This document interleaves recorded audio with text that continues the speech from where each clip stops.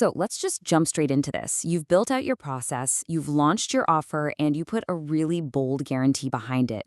But eventually, the inevitable happens, right? A customer comes back and says the promised value simply didn't arrive. And man, it feels like a total gut punch. Well, welcome to this explainer. Today, we're exploring a really calm, strategic shift and how businesses actually have to handle these exact moments. We're looking at a core concept from the negative price standard. The refund is not the failure. Ignoring it is. All right, put yourself in this incredibly uncomfortable operational reality for a second. The customer asked for a refund. Now what? Your gut instinct is probably going to scream at you to defend yourself. You'll instantly think about the hours your team invested, the emails you answered, basically everything the customer received. You might even immediately jump to, well, they just didn't follow the process, or they expected way too much. But starting from a place of defense, that is incredibly dangerous because you're about to throw away a massive opportunity. Because this isn't just some annoying administrative task you need to process quickly to get it off your desk. A real -1 claim represents a specific, highly observable moment. It's the exact moment where a customer's expectation, your actual delivery, and an economic consequence finally collide. The promised value didn't happen, and now you have to pay the penalty. So, you're at a crossroads. You can default to a defensive reaction. Argue about their interpretation, hide, delay the process, and stubbornly try to protect the money. Or you can choose the diagnostic reaction. Honor the guarantee, investigate the failure, and actually correct the system. Defensiveness protects your ego for, a day? Diagnosis protects your future business forever. This completely reframes the entire event. A refund is a diagnostic window. It is not a personal insult.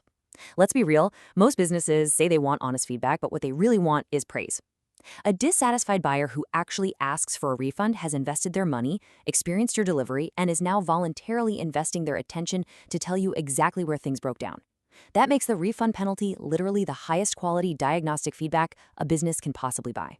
And this whole mindset builds into a really practical operational framework called the Claim to Upgrade Protocol.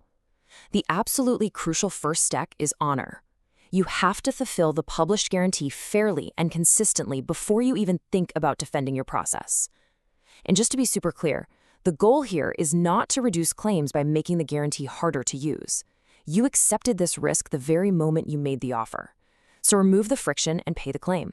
But once that claim is honored, you have to mentally separate your next actions. Transactional resolution is simply paying the financial penalty.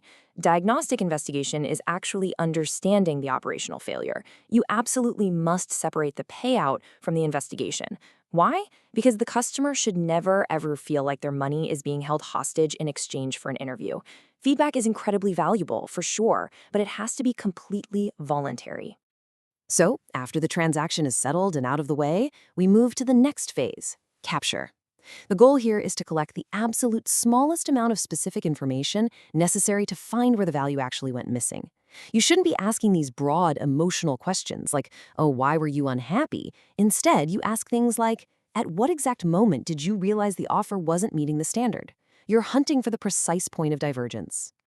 Once you captured that specific feedback, you have to organize it, because missing value doesn't always stem from the same part of your system. Did the whole thing fail because of a vague promise? Was it a fit issue where the customer honestly never should have been admitted in the first place?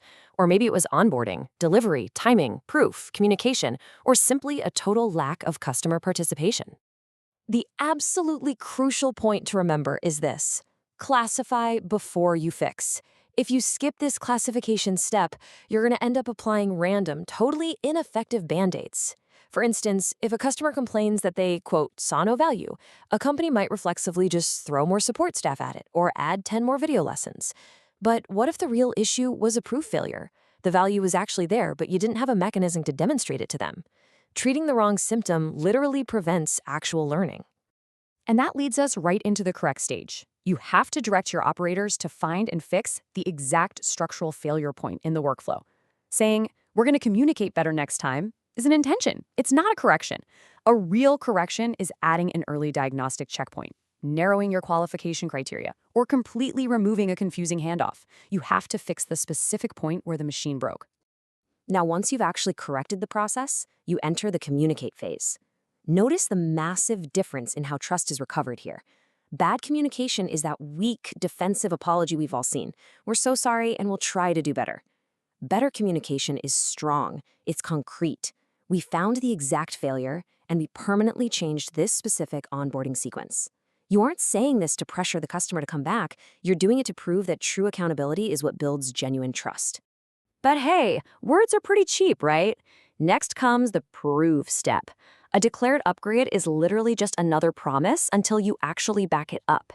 Simply tweaking a procedure in your training manual isn't enough. The business must prove the result has actually changed. You need new delivery data, controlled pilots, or earlier proof milestones to demonstrate to yourself that the improvement is absolutely real.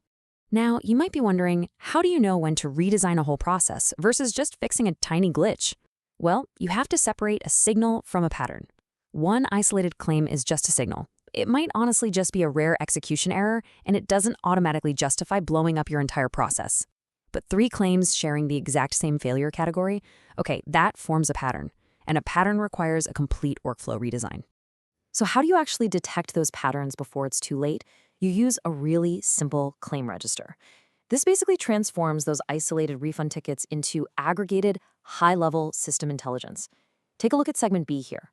They were promised save time, but they clearly experienced an onboarding failure. So the specific correction introduced was a mandatory data readiness test. Tracking this ruthlessly is what exposes identical bottlenecks across your entire delivery machine. After analyzing the failure, we arrive at the sort phase. This is an honest operational evaluation to decide exactly who this offer can reliably create and prove value for moving forward.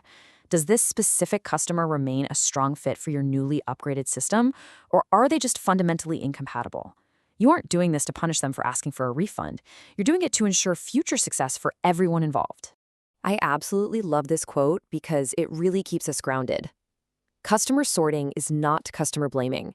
Poor fit is simply an operating condition. It is not a moral judgment. If a customer exercises the guarantee and chooses not to give any feedback, it doesn't automatically imply bad character or guarantee abuse. It just means you have to rely heavily on your own internal delivery data to figure out what went wrong. Which brings us to the final step of the whole protocol: retest. You take your newly upgraded, corrected process and you return it straight back into the continuous value loop. You have to measure whether your correction actually works out there in the real world to ensure that the missing value doesn't just repeat for the very next buyer. The claim isn't fully converted into learning until the new system is actually tested and validated. Let's look at a fascinating real-world application of this entire philosophy in action. Take a look at NegBook. The core concept is pretty striking. Read it and it helps you, or read it and it pays you. It's the ultimate proof of concept. The author themselves must face the direct economic consequence if the value is missing. And if a claim happens, they must use that exact diagnostic feedback to improve the work. The claim ruthlessly tests the promise. And that brings us to the actual tool you can use for all of this: the -1 Diagnostic. This is the practical framework to analyze your own claim risks, to locate the exact structural failure points in your workflow, and continuously upgrade your delivery machine. It is exactly how you take the concentrated attention that comes from a really disappointing moment and turn it into permanent systemic improvement. So, if you're an operator who's ready to stop hiding from your refund moments and you're ready to start building a structurally sound, incredibly resilient business, here is your next step. You can apply for the -1 Diagnostic directly at negbook.com/negative-price-standard. It's time to stop just paying financial penalties while preserving your operational failures. We'll wrap up our explainer today with this final undeniable truth. A normal refund might end a single relationship, sure, but a disciplined diagnostic response improves the system that serves literally every future customer you will ever have. The refund is not the failure. Paying it and learning nothing is. So take a hard look at your own delivery machine right now. What exactly are your refunds trying to teach you?